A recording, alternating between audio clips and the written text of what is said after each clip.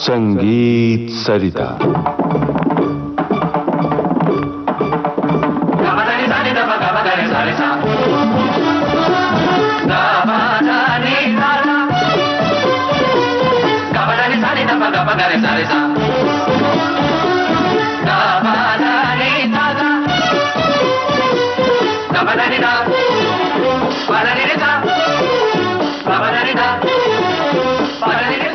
इन दिनों आप सुन रहे हैं इटावा घराने का सितार वादन, ये श्रृंखला।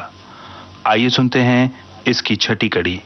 प्रस्तुत कर रहे हैं प्रसिद्ध सितार वादक श्री अरविंद पारिक। जैसे आपको मालूम है, अब तक हमने इटावा घराने के लिए, इमदाद खानी घराने के लिए काफ़ी बातें कही आपको। लास्ट एपिसोड में हमने इमदाद खान साहब के लिए उनका इंदौर का जो दौरा रहा उसके बारे में भी काफ़ी चीज़ें कही। मैंने ये कहा, लास्ट में ये कहा था कि इनायत खान साहब के लिए अभी हम कुछ आगे कहेंगे, लेकिन मेरा ख्याल है कि इमदाद खान साहब की एक दो तीन रिकॉर्ड्स जो बजा ले हम, तो उनका म्यूज़िक के लिए, उनकी शैली के लिए थोड़ा सा ज़्यादा हमको पता लगेगा। मैंने पहले बताया था आपको कि सितार का जो स्टाइलिस्टिक इवोल्यूशन हुआ है, सितार की जो शैली के लिए बरसों से एक नहीं दूसरा, दूसरा नहीं तीसरा, ऐसे सितारियों ने जो तरक्की करी है, उसमें जहाँ तक शैली की बात, जहाँ तक स्टाइल की बात आई है, वहाँ मेरा एक ऐसा ख्याल था कि राइट हैंड का काम से सितार की शैली, स्टाइल शुरू हुई। कहने का मतलब ये है कि पहले ज़माने में राइट हैंड का काम बहुत होता था, लेफ्ट हैंड रिलेटिवली स्टेशनरी था।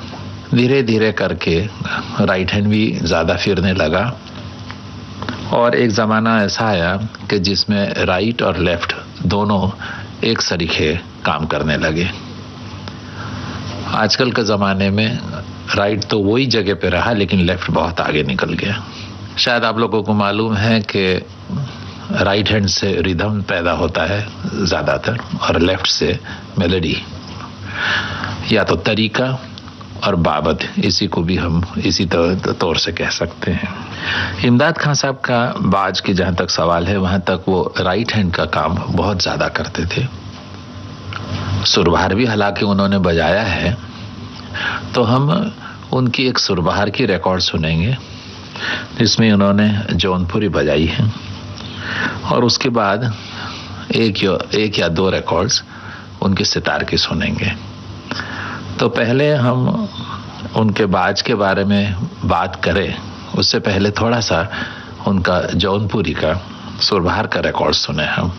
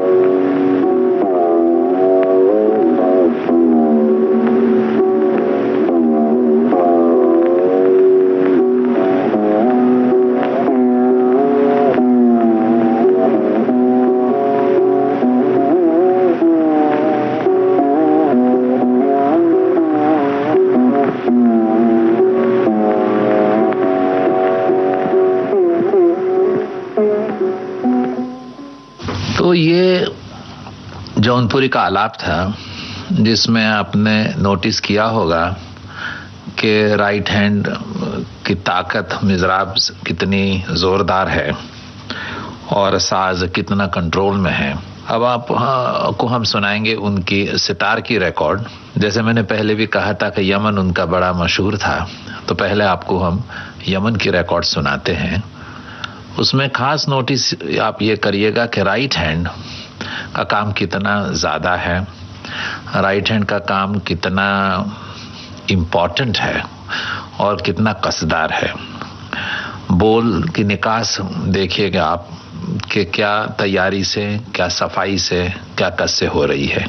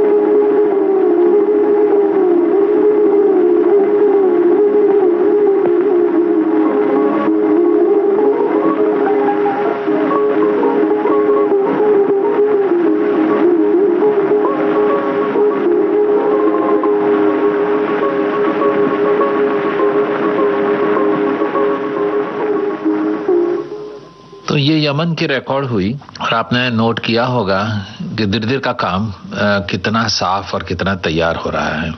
आपने ये भी नोटिस किया होगा कि कई फ्रेजेस प्री कंपोज्ड है, खास करके ये घराने में कई चलन राग के फ्रेजेस पर्टिकुलर जगह के ऊपर बने हुए बजाते हैं और वो सिलसिला आज तलक, मतलब विलायत खान साहब तलक चालू है।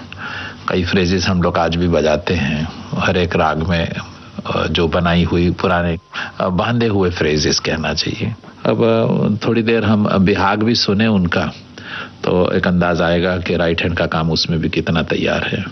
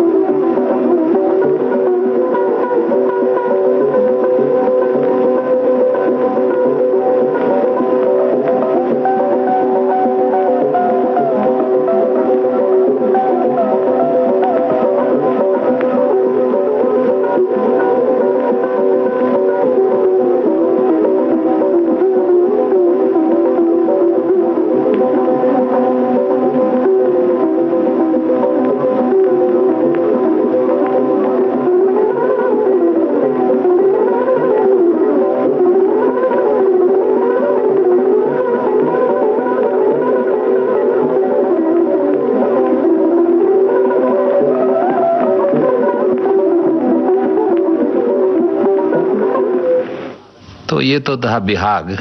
मेरा ख्याल है कि ये रिकॉर्ड यमन के रिकॉर्ड से ज़्यादा साफ थी और हमको ज़्यादा अंदाज आया कि कितनी बेहतरीन सितार वो बजाते थे।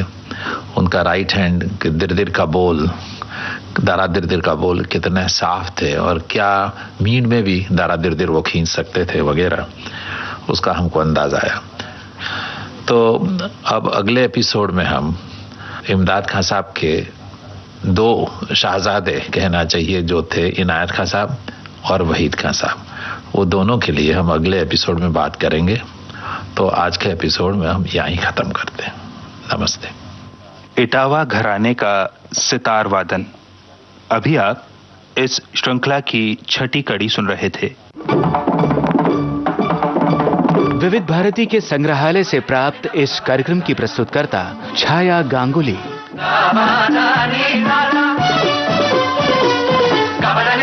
Gaba